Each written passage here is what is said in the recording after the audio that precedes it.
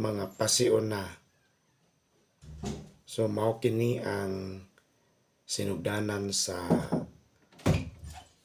kuan sa Biblia sa itawag kini og Philippine Bible Society nga naka-copyright kini sa 1981.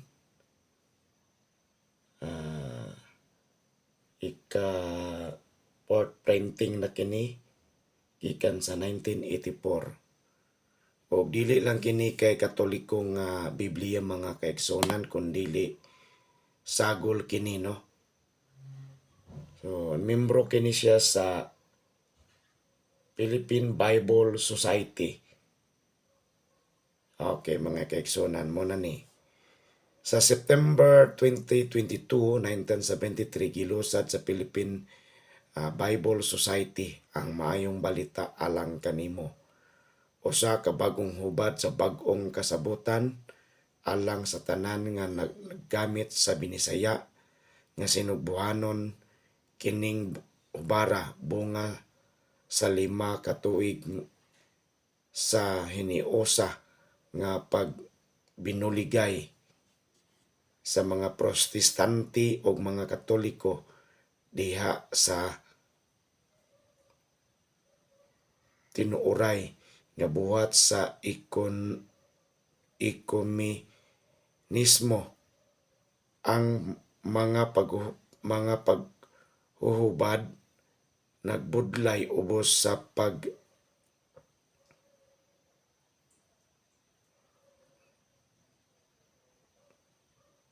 paghuman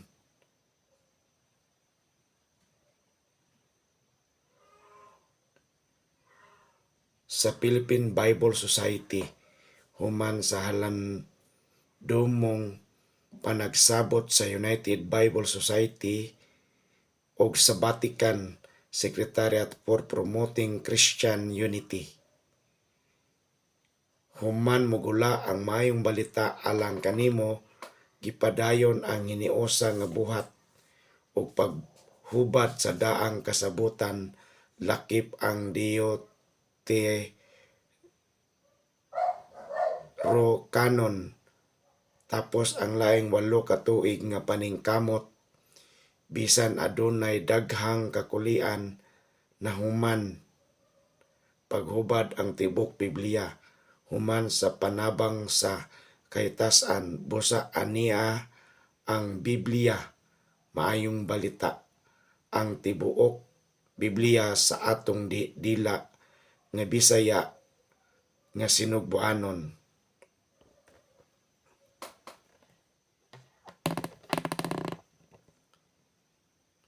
Nining atong Biblia taliwala sa daan ug bag-ong kasabutan, anaay 12 ka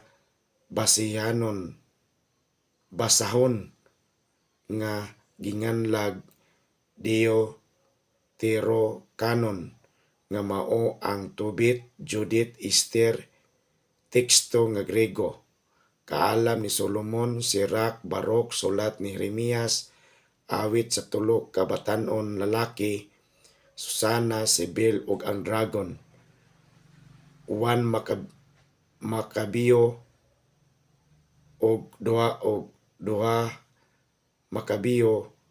Kaning mga basahona nga bahin sa teksto nga Grego ginganlag Septuaginta sa daang kasabutan nga gigamit sa panahon ni Kristo.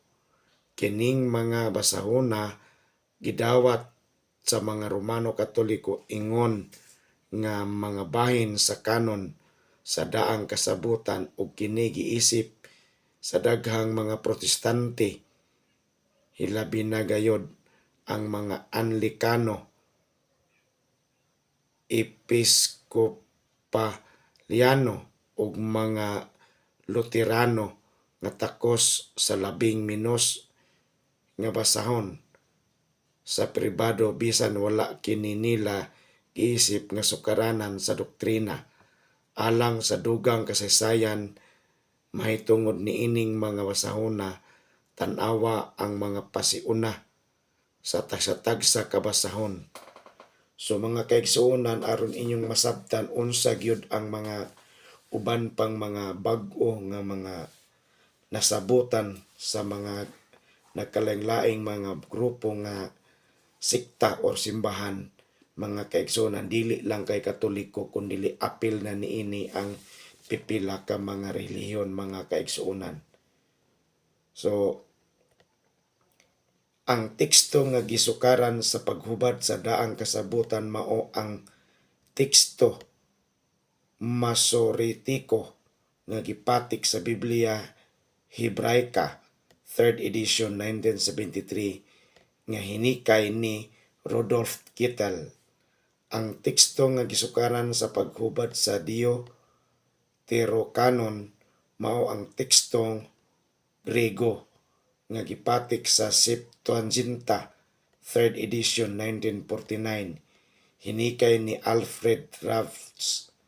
Ang teksto nga gisukaran sa paghubad sa bag-ong kasabutan mao ang Grego nga basa nga bag-ong kasabutan nga gipagula sa United Bible Society's 3rd edition 1975.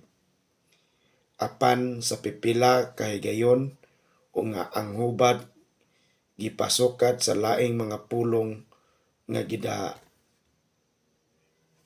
gidasunan sa usa ka labaw nga mga manuskrito nga Grego. Ang labing gitinguha sa mga maghuhubad mao ang pagdahatag og usa ka lunsay nga hubad sa kahulugan sa teksto nga Hebreo, Aramaiko o Grego. Ang unang gibuhat nila mao ang husto nga pagsabot sa kahulugan sa orihinal. Gigamit ang tanang hinabang alang niini buhata lakip ang karaan nga bag-ong hubad. Sa in English kinat sila og uban pang mga sinultian human maasiguro kutob sa labing tukma nga mahimo ang kahulugan sa orihinal. Ang sunod nga gibuhat sa mga maghuhubad mao ang pagpadayag sa kahulugan diya sa paagi sa porma sa masayon hisabtan sa mga magbabasa. Gipaningkamutan kutob sa mahimo ang paggamit sa sinultihan nga natural, tin-aw, yano og dili sulokwaot. Sa mga kaso ni diin ang usa ka tawo o dapit gitawag o duha o daghang nagka-lain ngalan didto sa original, kining atong hubad sa masabog na gamit niadto.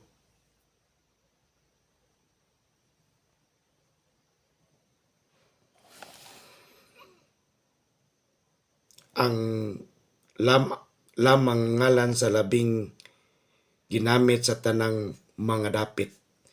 Pananglit si Hari Joaquin sa Juda nga makita sa Jeremias 53:31.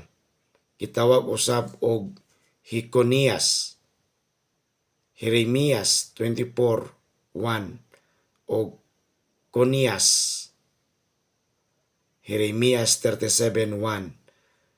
Ang ngalan nga atong gigamit diha mao ang Hikonias. Gisunod ang usa ka karaang batasan nga gisugdan sa unang hubad sa Biblia nga Hebreo, ang Septuaginta, o gisunod sa kadaghanan gayod sa mga hubad nga in English ang ngalan sa Hebreo sa Dios nga ang masabog gihubad og Jehovah o Yahweh.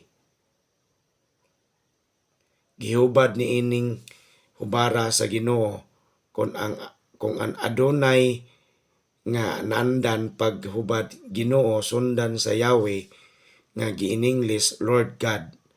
Gihubad nato kini o Ginoong Dios. Kung sa in English giingog Almighty God, ato kining gihubad og Dios nga labing gamhanan. Kung sa in English giingong Sovereign Lord, ato kining gihubad og Ginoong Dios.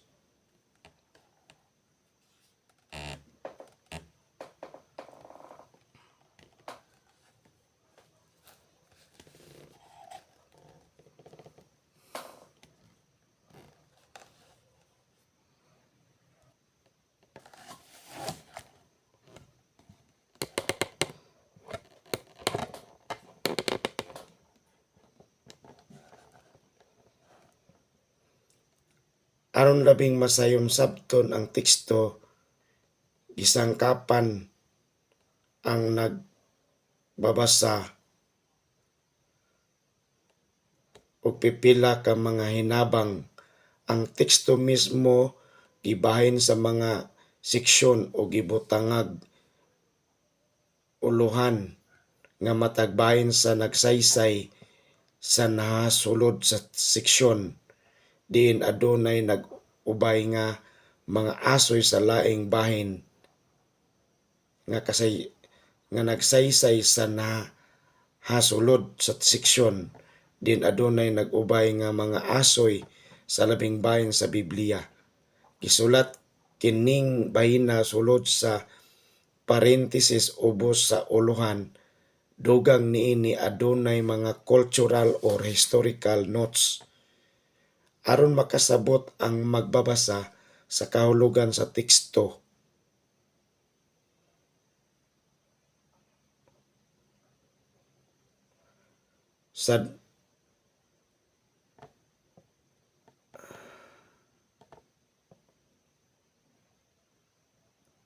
Diya sa iyang original nga kahimtang pananglit pagsabot sa adlaw sa pagtubos diha sa buhat 27:9, ingon man adunay mahimong puli sa teksto sa daghang mga dapit ang hingpit kahulugan o teksto nga original gilalisan og adunay duha ka dugang pa ka nagkalain-laing paagi sa pagsabot sa teksto. Sa ubang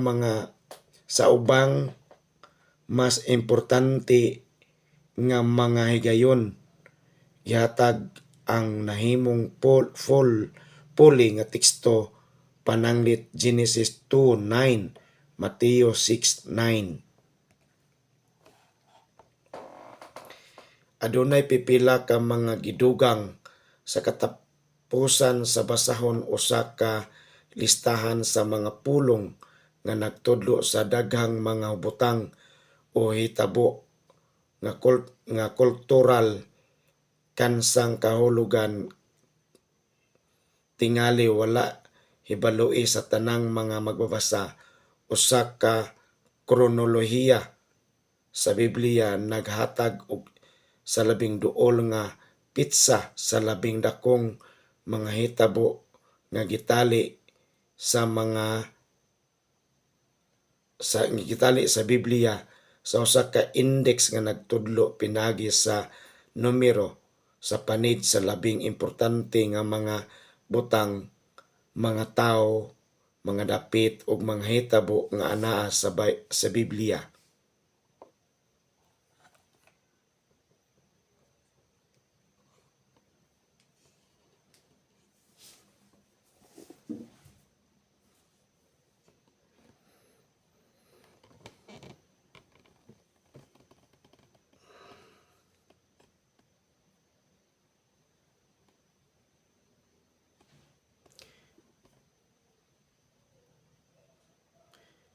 Ang mga mapa gihimo aron pagtabang sa magbabasa paglarawan sa kahimtang nga hierograpiko sa mga nasod nga dapit nga nahisgutan sa Biblia. Ang mga dibuho nga nag-uban sa teksto gihimo sa linain gayud alang niini atong hubad. Ang pagnumero sa mga kapitulo o mga bersikulo niining ubara nagsunod sa nabatasan nga sistema sa daghang mga hubad nga in English sa Biblia. Walay mas nasayod kay sa mga maghuhubad unsa kalisod ang ilang tahas apan gihimo nila kini sa malipayon nga kabubuton dinala kanunay ang hunahuna sa esperiensya sa Espiritu Santo ug sa dakong utang buot nila tungod sa paghalad og makinaadmanon pag-ugmad niadtong mga nag-una kanila sa buhat sa pagpanghubad. Ang Biblia dili lamang usa ka halangdon nga literatura nga angayng daygon og tahuron kundili kini mao ang maayong balita alang sa tanang katawhan. Bisan diin usa ka mensahe nga kikinahanglan sabton o gamiton alang sa adlaw-adlaw nga kinabuhi. Ang Philippine Bible Society uban sa United Bible Societies naglunsad karon niining Biblia sa maayong balita uban sa pag-ampo sa nga ang Ginoo sa balaang kasulatan mahimuot unta sa paggamit niining hubad alang sa iyang hari anong tuyo. Kang Kristo ihatag ang himaya hangtod sa kahangturan. So mga kaigsunan, no, diha ni Kristo, ako kining gituyo pag-publish aning akong channel kang Papos Vlog mga kaigsunan gumikan. Sa kadaghan akong nahibalag nga mga pastor, ang ilang ginaaway pirmi mao ang relihiyon nga Katoliko. Ug sa diyang nabasa nako niini naa man day dinhi sa Biblia mga kaigsuonan unsa kinsang mga grupo ang naghubad gikan sa in English nga mga paghubad paingon sa atong mga tagsa-tagsa ka mga pinulungan. Gani pa man mga kaigsuonan dadon ako na istorya nga pastor nga kuno ang King James Version daw mao ang pinakatinuod nga English sa tibok kalibutan nga Biblia nga unang hubad. So ang sa ako lang mga kaigsuonan medyo ako na nahikurat o natingala ako nganong nakaingon siya ni adto. Pero gipasagdan ko lang siya kay iya man tong mga hunahuna mga kaigsuonan. So hinaot nga magmalipayon kamo sa pagbasa sa Biblia ug aron pud mapuy-an sa tagsa-tagsa kanato sigon sa atong nabasahan. O hinaot nga nakatabang ang akong pag-vlog aning pagbasa sa balaang kasulatan nga aron inyong may sabtan pod sa taganahinayin taon mga kaigsuonan. Salamat o dalaygon ang Dios.